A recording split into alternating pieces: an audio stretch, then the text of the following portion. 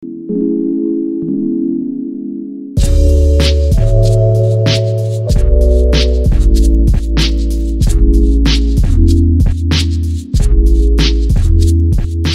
Assalamualaikum warahmatullahi wabarakatuh. Assalamualaikum. Sahabat Nakoy, dimanapun berada hari ini, di luar sedang hujan deras nih. Dan saya kedatangan sahabat, tamu, alumni Seven Wonders yaitu Pak Haji Zainal Ilmi. Nah, Pak Dokter ini datang dari acara tadi ya di Ya, di BSD bersama istrinya. Istrinya ada hari ini.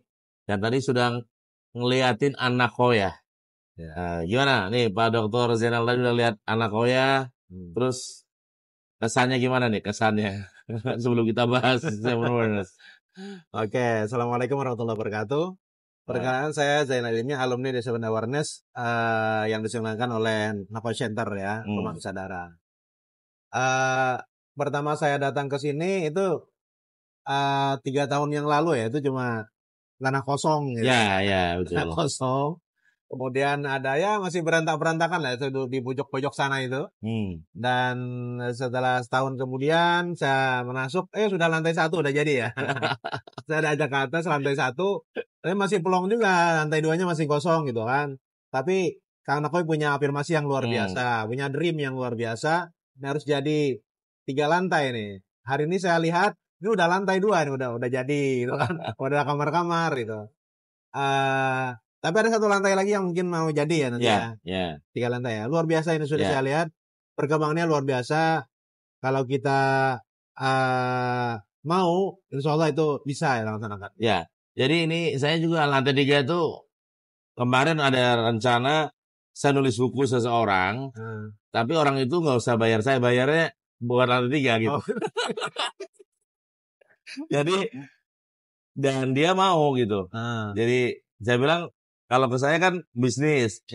Kalau bangun gedung, bangun kelas kan buat pesantren. Jadi nanti berkah terus rezekinya. Saya tulisin buku gitu. Ya, misalkan kayak bukunya Pak Darsono ini kan pemilik Unpam nih.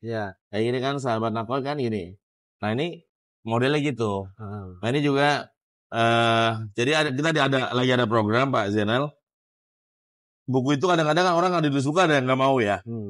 Karena dia nggak paham bahwa nggak harus ke Gramedia sebenarnya. Kadang-kadang kemarin ada orang, saya tolong ditulis bukunya buat apa? Buat nanti ke anak cucu saya doang. Jadi minimal dia tahu bahwa perjalanan kakeknya itu nggak semudah seperti mereka kira gitu. Nah itu sampai ada yang kayak gitu. Jadi kalau bukunya kecil, nanti kita akan buat uangnya itu untuk amal. Jadi bisa atas nama beliau kan, wakafnya beliau. Jadi betul-betul kita ke pembangunan ya seperti itu. Jadi kontraknya dengan buku ya? Ya, salah satunya dengan buku. Jadi buat orang tertentu yang di atas itu kan bisa jadi 500 jutaan itu. Kalau yang lantai 3 gitu. Belum bayangan saya ya kalau dibuat tuh, ya itu kalau sudah rapi itu lumayan kelihatan itu. Habis 500-an ya berarti. Masih 500-an, masih 5 jutaan. Tapi itu sudah ada orangnya berarti ya? Sudah ada orangnya yang kontrak itu ya? Sudah. Mau ditulis itu? Udah nulis saya. Saya nulis. Tapi ya di antara kesibukan nemenin istri juga lagi Uninus kan. Dengan disertasi, di antara kesibukan saya juga ngisi acara. Jadi pinter-pinter ngatur waktu lah. Jadi sahabat Nakoy, beliau ini saya kenal udah lama dan beliau tadinya di Kalimantan ya. Ya, Kalimantan Selatan. Kalsel dan mempraktekkan ilmu self-awareness, 3S dan silent, bahkan audiobook ya, diputar-putar terus. Yang jelas ini saya banyak dimotivasi oleh Coach Nakoy ya, ketika kita saat di Kalimantan, saat jauh, selalu motivasi terus nih. Kalau saya tidak dengar suaranya satu hari itu ya udah gimana, sehingga saya buka terus sambil nyetir itu sambil buka ini ya apa namanya YouTube kita ya, YouTube sambil buka. Dan ketika beliau dulu kan kalau dulu audionya pakai CD atau YouTube udah YouTube. Oh, kan awal-awalnya memang pakai CD ya. Udah YouTube dari YouTube ya. Sehingga saya bisa cari YouTube ada terus tuh. Dan ketika kita ada pelatihan kan saat itu COVID ya gitu ya. Jadi kita pelatihannya dengan online ya. Saya ikut terus tuh sambil nyetir, kata Coach Nako ini hati-hati nyetir nih ya. Sambil nyetir dengerin aja. Banyak manfaatnya ya saya dengar di situ. Jadi the power of silence, kemudian bagaimana kita menjadikan diri kita nih di atas rata-rata, berguna bagi orang lain, saling memaafkan ya. Itu hal-hal yang sangat mendalam bagi kita ya, bagi saya. Karena kalau tidak belajar dengan Coach Nakoy, mungkin saya sudah balas dendam dengan orang itu ya. Tapi karena mendengarkan itu maafkan saja itu kan. Ya udah kita maafin saja meskipun hati udah ya maafin saja lah. Gitu. Jadi banyak yang saya terima dari Coach Nakoy. Terima kasih. Luar biasa ini beliau ini ya. Karena filosofisnya gini, kalau orang maafkan tuh kayak dia ambil busur, memang kayaknya kayak mundur. Tapi sebenarnya dia mau paling cepat. Tarik busur ya. Iya. Maka nariknya ke dalam. Memang lumayan nyakitin. Yang sakit sebenarnya nafsu kita itu. Kayaknya nafsu itu nggak siap. Makanya kalau bisa nonjokin kan. Nah ini nafsunya ditarik sehingga betul-betul udah forgive and forget. Habis itu cepet. Pengalaman kan sebenarnya itu karena pengalaman saya juga kan. Saya pengalaman banyak dizolimi orang juga kan. Dan terutama orang dekat. Dan ternyata ibarat waktu tetap yang menang tuh yang punya ilmu ikhlas, yang ibaratnya punya 7 kesadaran itulah. Betul. Salah satu aja misalnya dia punya awareness of thinking aja, jadi afirmasinya bisa berhasil. Ada yang dengan silentnya juga bisa berhasil. Ada dengan surrendernya kan bisa berhasil. Apalagi ketika teman-teman lagi dalam keadaan lagi masa kritis, apakah dalam jabatan, dalam keuangan, dalam itu mempraktekkan seven wonders itu lah. Kemarin saya dapat kabar ada di penjara bawa buku orang.